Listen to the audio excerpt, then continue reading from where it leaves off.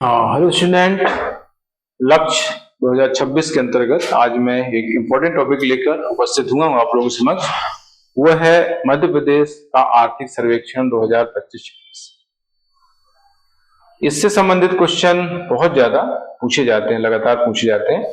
और खास बात यह है कि ये जो आंकड़े हैं, ये आंकड़े जो है आगामी जो एग्जाम है उन सभी में आपको काम आते हैं। मतलब 1 साल तक ये आंकड़े चलते हैं, जब तक नया आर्थिक सर्वेक्षण नहीं आ जाता है तब तक, है ना।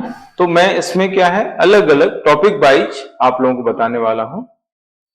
आर्थिक सर्वेक्षण बहुत बड़ा है, उसको अगर पूरा कराया जाए तो कम से कम 3-4 घंटे लगते हैं, अगर अच्छे से कराया जाए। तो मैं क्या कर रहा हूं कि एक सीरीज स्टार्ट कर रहा हूं इसकी, आर्थिक सर्वेक्षण की, जिसमें अलग अलग टॉपिक को लेकर के मैं डिस्कस करने वाला हूं। जैसे आज आर्थिक सर्वेक्षण के अंतर्गत मैं जीडीपी, प्रति व्यक्ति आय और जो 3 क्षेत्र हैं, प्राथमिक क्षेत्र, द्वितीय क्षेत्र, तृतीय क्षेत्र, इनका राज्य की अर्थव्यवस्था या सकल राज्य मूल संवर्धन में क्या योगदान है इन तीनों क्षेत्रों का, उस पर आज बात मैं करने वाला हूं। तो सबसे पहले हम जान लेते हैं कि जीएसडीपी कितनी रही, है ना। देखिए, ये जो आर्थिक सर्वेक्षण है मध्य प्रदेश के वित्त मंत्री जगदीश देवड़ा द्वारा 17 फरवरी 2026 को विधानसभा में इसको प्रस्तुत किया गया है। एमपी के वित्त मंत्री श्री जगदीश देवड़ा, उन्होंने जो है इसको 17 फरवरी 2026 को प्रस्तुत किया। तो इसमें सबसे पहले आता है जीएसडीपी, सकल राज्य घरेलू उत्पाद। जीएसडीपी के बारे में सबसे पहले हम यहाँ पर बात करने वाले हैं। तो 2025-26 में जो अग्रिम अनुमान लगाए गए हैं जीएसडीपी के, वो प्रचलित मूल्यों के आधार पर हैं। 16,69,750 करोड़ रुपए, ये 2025-26 का अनुमान है। इसको हम अगर शॉर्ट में लिखें तो ऐसे लिख सकते हैं 16.69 लाख करोड़ रुपए, ऐसा हम इसको लिख सकते हैं। ठीक है। 2024-25 में अगर हम देखें तो था 15,02,428 करोड़ रुपए। यानी अगर हम वृद्धि देखें, यानी 2024-25 से 2025-26 में जो वृद्धि हुई है वो 11.14% की वृद्धि हुई है। ये हम बात कर रहे हैं प्रचलित मूल्यों के आधार पर, है ना। प्रचलित मूल्य और स्थिर मूल्य, दो आधारों पर जो है प्रति व्यक्ति आय और सकल घरेलू उत्पाद, सकल राज्य घरेलू उत्पाद यानी जीएसडीपी, इनका आकलन किया जाता है। नेशनल इनकम है, प्रति व्यक्ति आय है, सकल राज्य घरेलू उत्पाद है, सकल घरेलू उत्पाद है ना। इन सभी का जो आकलन है दो आधारों पर किया जाता है। एक प्रचलित मूल्य यानी वर्तमान में जो वर्तमान वित्त वर्ष में जो वस्तुओं के मूल्य हैं उनके आधार पर, और जो दूसरा जो आधार वर्ष है उस समय जो वस्तुओं के मूल्य थे उनके आधार पर, उसको कहते हैं स्थिर मूल्य। स्थिर मूल्य के आधार पर जीडीपी या प्रति व्यक्ति आय। तो इस तरीके से प्रचलित मूल्य के आधार पर जो इसकी स्थिति, मध्य प्रदेश की जो स्थिति रही है वो यहां पर मैंने बताई है। 16.69 लाख करोड़ रुपए जो है प्रचलित मूल्य के आधार पर 2025-26 में जीएसडीपी रही मध्य प्रदेश की, जो 24-25 में थी 15.02 लाख करोड़। ये इतना अंतर देखिए आया है, मतलब 15 लाख करोड़ से बढ़कर के साढ़े 16 लाख करोड़ हो गई है। तो ये वृद्धि जो यहां पर हुई वो हुई 11.14%। तो यहां से जो है क्वेश्चन आ सकता है कि जीएसटी, मध्य प्रदेश की जीएसडीपी में कितनी वृद्धि हुई 24-25 से 25-26 के बीच में। तो ये हम बताएं। इसके बाद स्थिर मूल्यों के आधार पर हम देखें तो स्थिर मूल्य के आधार पर जीएसडीपी जो थी वो थी 7.81 लाख करोड़ रुपए, ये थी 2025-26 में। जबकि 24-25 में ये थी 7.23 लाख करोड़ रुपए। ये लिखने का तरीका मैं बता रहा हूं, इस तरह से हम लिख सकते हैं। तो इसमें वृद्धि जो दिखाई गई वो हुई है 8.04%। देखो अलग अलग प्रचलित मूल्य के आधार पर अलग वृद्धि है और चालू मूल्य के आधार पर स्थिर मूल्य के आधार पर अलग वृद्धि है। स्थिर मूल्य यानी 2011-12 ये जो आधार वर्ष था, अब चेंज हो गया हालांकि, उस पर हम आगे बात करेंगे। तो 2011-12 का जो आधार वर्ष था उसमें उसके बेस पर जो है उसके मूल्यों की, मतलब 2011-12 में वस्तुओं की जो कीमतें थी उसके आधार पर जो जीडीपी का आकलन किया गया है, जीएसडीपी का, उसमें जो है जो वृद्धि दिखाई गई वो 8.04% की। तो यहां से अलग अलग क्वेश्चन आपको पूछे जाएंगे कि स्थिर मूल्य के आधार पर मध्य प्रदेश की जीएसडीपी में कितनी वृद्धि हुई 2024-25 से 2025-26 के बीच, और चालू मूल्य के आधार पर कितनी वृद्धि हुई। इस तरह से आपको अलग अलग वृद्धि ध्यान रखना पड़ेगा, है ना, क्योंकि वो पर्टिकुलर पूछ लेता है। अगर नहीं पूछता है तो फिर ऑप्शन के हिसाब से आपको देखना पड़ेगा, हालांकि क्वेश्चन गलत माना जाएगा। जीडीपी में वृद्धि कितनी रही। हाँ, एक चीज और इंपॉर्टेंट मैं बता दूं कि जीडीपी में वृद्धि, अगर जीएसडीपी में वृद्धि, तो वो स्थिर मूल्य के आधार पर ज्यादा मानी जाती है, क्योंकि उसको बोलते हैं रियल जीडीपी, रियल वास्तविक जीडीपी उसको कहा जाता है। तो एक इंपॉर्टेंट बात जो बता रहा हूं ये है कि अगर आपको उसमें ये नहीं दिया गया है कि स्थिर मूल्य के आधार पर, चालू मूल्य के आधार पर, तो आपको स्थिर मूल्य के आधार पर जीडीपी में वृद्धि को ही मानना है, क्योंकि वो उसको वास्तविक जीडीपी कहा जाता है, रियल जीडीपी कहा जाता है। ठीक है। हाँ, अब जो है 2011-12 के हिसाब से अगर हम देखें, 2011-12 में मध्य प्रदेश की जीएसडीपी कितनी थी, तो 3.15 लाख करोड़ रुपए थी। ये लाख करोड़ रुपए थी 2011-12 में। 2011-12 से 2025-26 तक जो वृद्धि हुई है वो 5 गुना वृद्धि हुई है। तो यहां से भी क्वेश्चन बनता है, बना हुआ है, एक आध बार ऐसा क्वेश्चन आ चुका है। तो प्रचलित मूल्य के हिसाब से हम ये वृद्धि बता रहे हैं कि प्रचलित मूल्य के आधार पर जो है 2011-12 से लेकर के 2025-26 तक जीएसडीपी में, मध्य प्रदेश की जीएसडीपी में लगभग 5 गुना से ज्यादा की वृद्धि हुई है। तो ऐसा क्वेश्चन आ जाता है कि इस समय से इस समय तक मध्य प्रदेश की जीएसडीपी में कितनी गुना वृद्धि हुई, तो लगभग 5 गुना से ज्यादा वृद्धि हो चुकी है ना। इसके बाद आता है प्रति व्यक्ति शुद्ध आय। प्रति व्यक्ति शुद्ध आय यानी मध्य प्रदेश की जो प्रति व्यक्ति आय है उसकी स्थिति यहाँ पर बताई गई है। 2025-26 के अग्रिम अनुमान है। प्रचलित मूल्यों के आधार पर हम देखें तो ये जो पर कैपिटा इनकम है मध्य प्रदेश की वो है 1.69 लाख। ये इस तरह से हम इसको लिख सकते हैं, मतलब 1,96,000 रुपए जो है 1,69,000 रुपए जो है ये प्रति व्यक्ति आय मध्य प्रदेश की रही। और 25-26 में ये 1.54 लाख रुपए रही, यानी करीब 1.5 लाख, है ना, 1.5 लाख के आसपास जो है 2025-26 में रही। और अभी इसमें थोड़ा सा वृद्धि हो गई है। 2011-12 में कितनी थी, तो 38,000 थी मात्र। 2011-12 में ये थी 38,000 के लगभग थी, 38,497 थी। तो इस हिसाब से 2011-12 से 2025-26 तक जो वृद्धि हुई है वो 4 गुना से ज्यादा वृद्धि हुई है। ये है, हम बात कर रहे हैं प्रचलित मूल्य के आधार पर 4 गुना ज्यादा वृद्धि हुई है। यहां से क्वेश्चन आया था एमपीपीएससी में एक बार, उसने पूछा था कि कितनी गुना वृद्धि हुई है, तो 4, यही क्वेश्चन था सेम, है ना। तो इस तरीके से जो है ये प्रचलित मूल्य के आधार पर प्रति व्यक्ति आय है मध्य प्रदेश की। तो ये जो फिगर मैंने बताया है ये फिगर आपको ध्यान रखना है, कितनी गुना वृद्धि हुई कब से, यहां से वो गुना आपको ध्यान रखना है जो क्वेश्चन एग्जाम में पूछा था। अब है स्थिर मूल्यों के आधार पर। स्थिर मूल्य के आधार पर जो मध्य प्रदेश की प्रति व्यक्ति आय है वो है 76,971 76,971 रुपए, जबकि 2024-25 में 71,945 रुपए रही।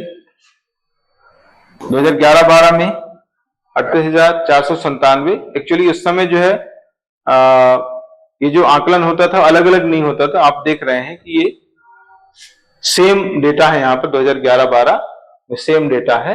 क्योंकि यहाँ पर जो आकलन होता था वो अलग अलग नहीं होता था, सेम एक ही आकलन होता था। तो 2011-12 में ये थी। अब 2011-12 से लेकर 25-26 तक जो वृद्धि हुई है, लगभग 2 गुना वृद्धि हुई है। ये बात हम स्थिर मूल्य के आधार पर कह रहे हैं, यानी प्रचलित मूल्य के आधार पर जो वृद्धि पाई गई वो 4 गुना है, और स्थिर मूल्य के आधार पर जो वृद्धि हुई वो 2 गुना रही है। तो इस तरीके से ये आपको ध्यान रखना है। अब है अर्थव्यवस्था की संरचना। अर्थव्यवस्था की संरचना का मतलब यहाँ पर ये होता है कि ये 3 क्षेत्र हैं अर्थव्यवस्था के, प्राथमिक क्षेत्र, द्वितीयक क्षेत्र, तृतीयक क्षेत्र। इन तीनों क्षेत्रों का जीएसवीए में कितना योगदान है, कितना कितना योगदान है। पहले जीडीपी में योगदान देखा जाता था, अब जो है चेंज कर दिया है इसको, थोड़ा सा चेंज लाया गया। 2015 से जो है चेंज हुआ है। 2015 में जीएसवीए कॉन्सेप्ट आ गया, जिसको हम कहते हैं सकल राज्य मूल संवर्धन, जीएसवीए, ग्रॉस स्टेट वैल्यू एडेड, इसको कहते हैं जीएसवीए में तीनों क्षेत्रों का योगदान कितना रहा 2025-26 के अनुसार। तो वो यहां पर मैंने बताया है, दोनों के आधार, प्रचलित मूल्य के आधार पर और स्थिर मूल्यों के आधार पर जीएसवीए में 3 जो क्षेत्र हैं, प्राथमिक क्षेत्र, द्वितीय क्षेत्र, तृतीय क्षेत्र, उनका कितना कितना योगदान रहा है वो आपको यहाँ पर दिखाया गया है। तो इसमें सबसे ज्यादा योगदान है वो प्राथमिक क्षेत्र का है मध्य प्रदेश में, जबकि हम भारत के संदर्भ में अगर बात करें तो तृतीय क्षेत्र यानी सेवा क्षेत्र का योगदान वहां पर ज्यादा रहता है। लेकिन मध्य प्रदेश में मध्य प्रदेश की अर्थव्यवस्था में प्राथमिक क्षेत्र यानी कृषि है, उससे संबंधित जो क्षेत्र है, पशुपालन है ना, खनन है, उत्खनन है, वनोपज है, इनका योगदान जो है ज्यादा है, वो है 43.9%, जो सबसे ज्यादा है। द्वितीय क्षेत्र का योगदान है 19.79%, वहीं तृतीय क्षेत्र का योगदान है 37.12%, यानी सबसे कम योगदान द्वितीय क्षेत्र यानी उद्योगों का है, क्योंकि हमारे यहाँ उद्योग कम है ना। तो यहां से क्वेश्चन ज्यादातर बनता है एग्जाम में कि मध्य प्रदेश की अर्थव्यवस्था में सबसे ज्यादा योगदान किसका है, कितना है। तो कृषि का योगदान यानी प्राथमिक क्षेत्र का योगदान सबसे ज्यादा 43.9%, फिर सेकंड नंबर नाम आता है तृतीय क्षेत्र का 37.12%, फिर सबसे कम है 19.79% उद्योग का द्वितीय क्षेत्र का। यही चीज अगर हम स्थिर मूल्य के आधार पर देखें तो चेंज हो जाता है आंकड़ा। स्थिर मूल्य के आधार पर सबसे ज्यादा योगदान तृतीय क्षेत्र यानी सेवा क्षेत्र का माना जाता है, यानी 40.28%। फिर सेकेंड नंबर पर आता है प्राथमिक क्षेत्र कृषि संबद्ध क्षेत्र 33.55%, और फिर लास्ट में आता है द्वितीय क्षेत्र यानी उद्योग 26.18%। तो ये इस तरह से अंतर आपको यहाँ पर देखने को मिल रहा है ना। प्रचलित मूल्य के आधार पर प्राथमिक क्षेत्र का योगदान सबसे ज्यादा है, स्थिर मूल्य के आधार पर तृतीय क्षेत्र का योगदान सबसे ज्यादा है। तो ये इंपॉर्टेंट चीज आपको ध्यान रखनी है। यहां से क्वेश्चन अगर बनता है तो ज्यादातर बच्चे उस चीज को गलत कर देते हैं। वही चीज मैंने जो है यहाँ पर इस पाई चार्ट के माध्यम से भी बताई हुई है। ये देखिए प्राथमिक क्षेत्र है ना, ये द्वितीय क्षेत्र है और ये तृतीय क्षेत्र है। इस तरह से इसको बताया गया, वही चीज यहाँ पर है ना। ये है प्रचलित मूल्य के आधार पर है प्रचलित मूल्य, और ये स्थिर मूल्य। इस तरह से ये दो पाई चार्ट अलग अलग मैंने बनाए हुए हैं, वही डेटा है जो पीछे मैंने टेबल में बताया। अब यहाँ पर तीनों जो क्षेत्र हैं, तीनों क्षेत्रों के जो उप क्षेत्र हैं, उनका जीएसबी में योगदान और उनमें वृद्धि की प्रवृत्ति क्या है, ये इसमें बताया है। प्राथमिक क्षेत्र के उप क्षेत्रों का जीएसबी में योगदान तथा उनमें वृद्धि की क्या प्रवृत्ति रही है, कितनी वृद्धि हुई है, तो वो डेटा यहाँ पर बताए हैं। तो पहले तो आपको ये ध्यान रखना है कि प्राथमिक क्षेत्र के अंतर्गत उप क्षेत्र कौन कौन से हैं। प्राथमिक क्षेत्र के अंतर्गत कौन कौन से उप क्षेत्र हैं, तो उसमें फसलें सबसे पहले आती हैं, फिर पशुधन है यानी पशुपालन, वानिकी है हॉर्टिकल्चर, फिर मत्स्य जलीय कृषि है, खनन एवं उत्खनन है। इन सभी को मिलाकर के बनता है प्राथमिक क्षेत्र, प्राइमरी सेक्टर। तो इनका अलग अलग योगदान यहाँ पर बताया गया है। 2024-25 ये प्रचलित मूल्य के आधार पर है, 2024-25 और 25-26 में है प्रचलित मूल्य स्थिर मूल्य वृद्धि परसेंटेज दिखाया गया है यहाँ पर, है ना। फसलों का सबसे ज्यादा योगदान देखो, ओवरऑल योगदान ये है 44.51%, ये 2024-25 का है। और 43.09% ये 25-26 का, जिसको हम अभी पढ़ चुके हैं प्रतिशत मूल्य के आधार पर, है ना। अलग अलग जो ईयर में इनका अलग अलग योगदान कितना रहा है, तो सबसे ज्यादा योगदान फसलों का है ना प्रतिशत मूल्य के आधार पर। यहाँ पर डेटा दिए हुए हैं। जीएसबीए में प्राथमिक क्षेत्र का जो उप क्षेत्र है फसलें यानी कृषि एग्रीकल्चर, उसका सबसे ज्यादा योगदान है 31.44%। तो इसमें आपको ये ध्यान रखना है कि सबसे ज्यादा किसका है, एक ध्यान रख लेंगे तो भी चल जाएगा। प्रीलिम्स में, मेंस में हालांकि आपको ज्यादा ध्यान रखना पड़ेंगे। क्वेश्चन आ भी गया है, एक बार उद्योग का क्वेश्चन आ गया कि उद्योग के उप क्षेत्रों का जीएसबी में कितना योगदान, ऐसा करके क्वेश्चन आ चुका है, ठीक है, मेंस में। तो पशुधन का इसके बाद सेकंड नंबर पर पशुधन आता है, देखिए 7.06% है। फिर वानिकी आता है, आता है खनन उत्खनन 3.21%। फिर वानिकी आता है 2.20%। फिर मत्स्य जलीय कृषि सबसे लास्ट में आता है 0.58%। वही स्थिति 25-26 की, ये आपको ध्यान रखना है, ये तो खैर पुराने आंकड़े हो गए, ये ध्यान रखना है। तो प्रथमांतर इसमें आपको दिख रहा होगा। फसलों का योगदान 30.17% है ना, ये मेन है। जो भी नए हैं आंकड़े ये ध्यान रखना, ये तो पुराने हो गए। इसमें इसलिए बताया कि किस तरह से वृद्धि हुई है, तो वो वृद्धि बताने के लिए यहाँ पर ये आंकड़े दिए हुए हैं। इसके बाद सेकेंड नंबर पर आता है पशुधन 7.22% है। फिर थर्ड नंबर पर आएगा 2.96% है खनन उत्खनन।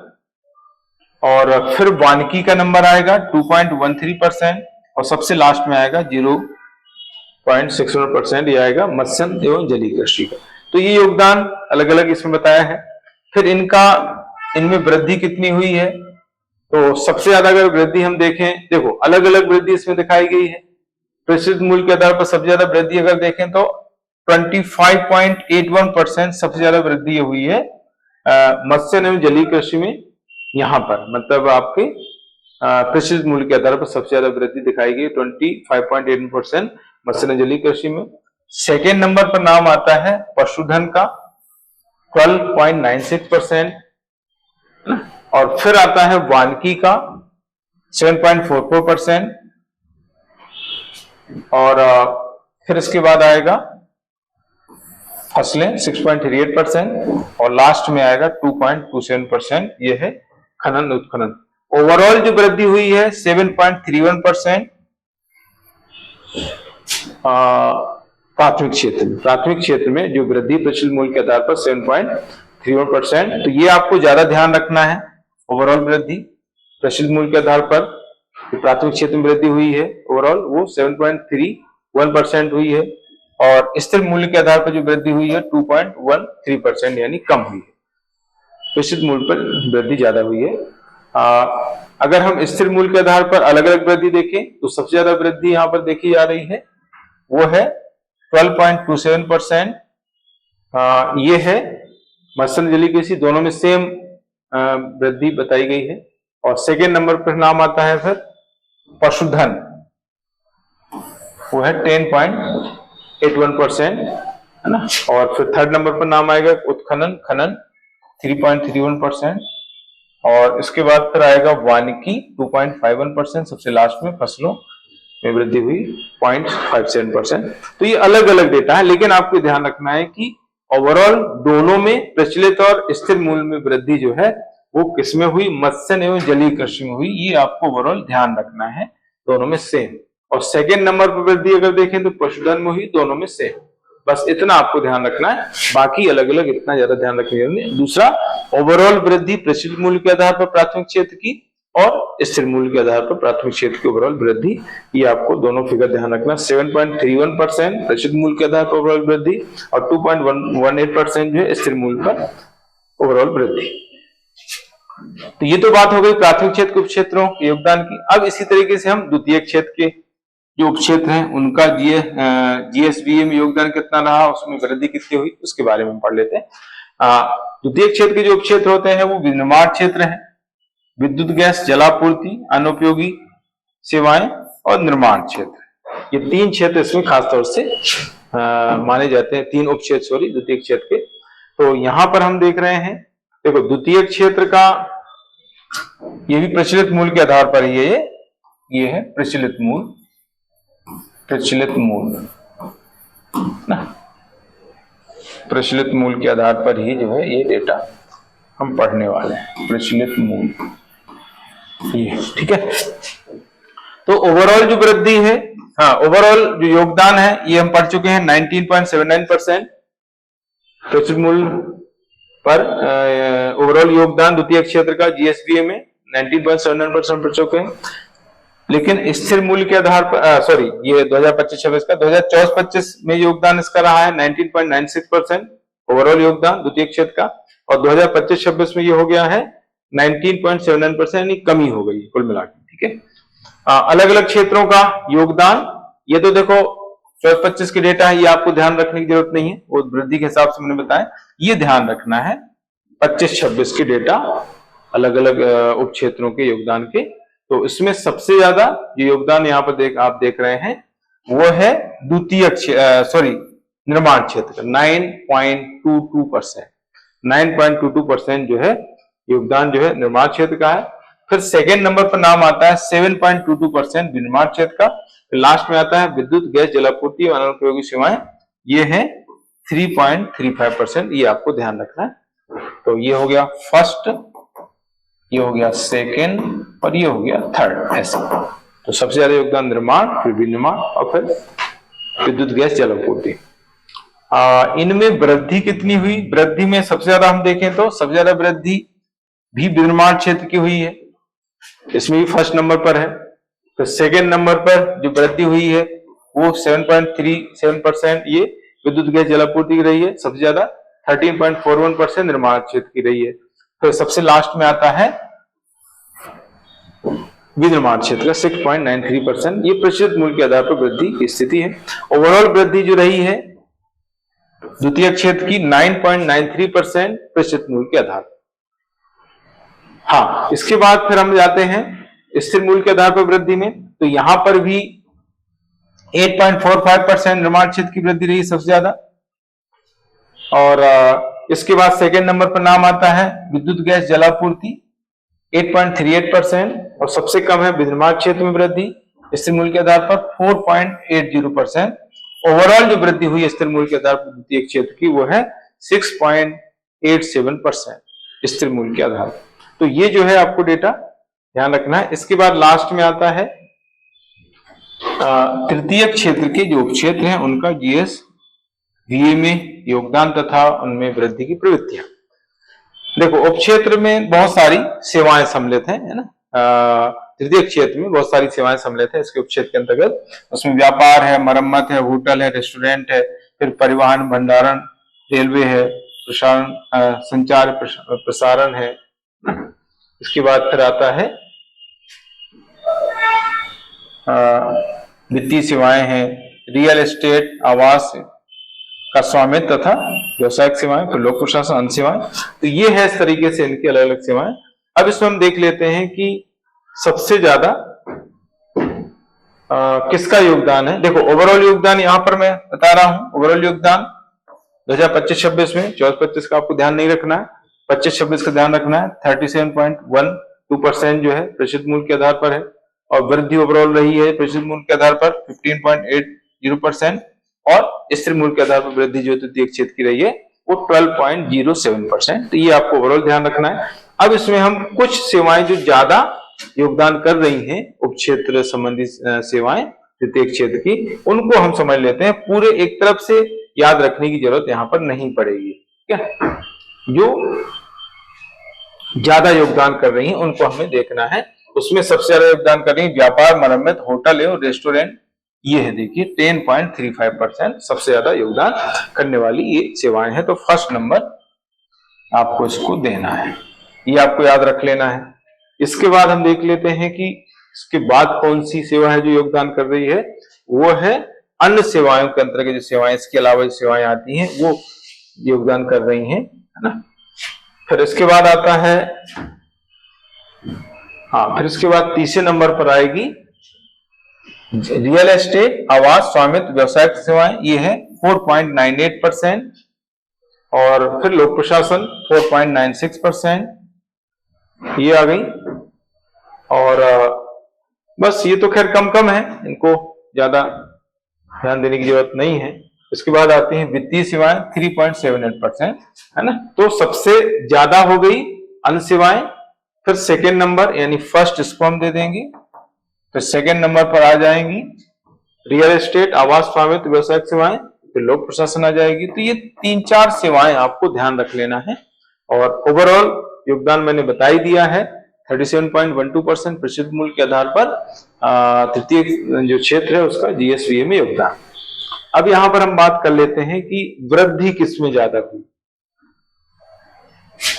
तो वृद्धि में देखिए ये है 2 सेवाएं, एक तो है अन्य सेवाएं में वृद्धि ज्यादा हुई, फिर लोक प्रशासन में वृद्धि ज्यादा हुई, है ना। अन्य सेवाएं, लोक प्रशासन, इनमें ज्यादा वृद्धि हुई है प्रचलित मूल्य के आधार पर। और फिर है वित्तीय सेवाएं 16.46% और 14.65% फिर आती है रियल एस्टेट, आवास स्वामित्व, व्यवसायिक सेवाएं। और यहां पर कम कम है, देखिए 10.87%, 9.72%, 10.75%, ये इधर कम कम है और इधर ज्यादा है। तो इनको ही आपको ध्यान रखना है वृद्धि में। और इसी तरीके से स्थिर मूल्य के आधार पर वृद्धि सबसे ज्यादा रही है 18.36% यानी लोक प्रशासन में, और फिर अन्य सेवाओं में 18.21% ये रही है, और इधर तो कमी है खैर। और इसके बाद फिर आता है 19.54% वित्तीय सेवाएं, 19.49% है ये रियल एस्टेट, मनी सेवाएं। हाँ, एक और है 10.09% ये है व्यापार, मरम्मत, होटल, रेस्टोरेंट। तो ये कुछ सेवाएं जो है ज्यादा वृद्धि इन्होंने की है। और ओवरऑल आपको ज्यादा ध्यान रखने की है 15.80% और 12.07%, ये प्रसिद्ध मूल्य के आधार पर है 15.80% और स्थिर मूल्य के आधार पर 12.07%, ये वृद्धि ओवरऑल रही है तृतीय क्षेत्र की। तो इस तरीके से ये यहां तक मैंने आप लोगों को बताया है। इसके बाद फिर अलग अलग टॉपिक हम लेके चलेंगे, जैसे कृषि है, उद्योग है ना, वित्तीय सेवा, सार्वजनिक वित्त है ना, बैंकिंग है। इस तरह से अलग अलग जो टॉपिक्स हैं जो आर्थिक सर्वेक्षण में दिए गए हैं, जो इम्पोर्टेंट हैं, उनको मैं आगे कराने वाला हूं। आज के लिए इतना ही। आपका दिन शुभ हो। जय हिंद, गुड लक।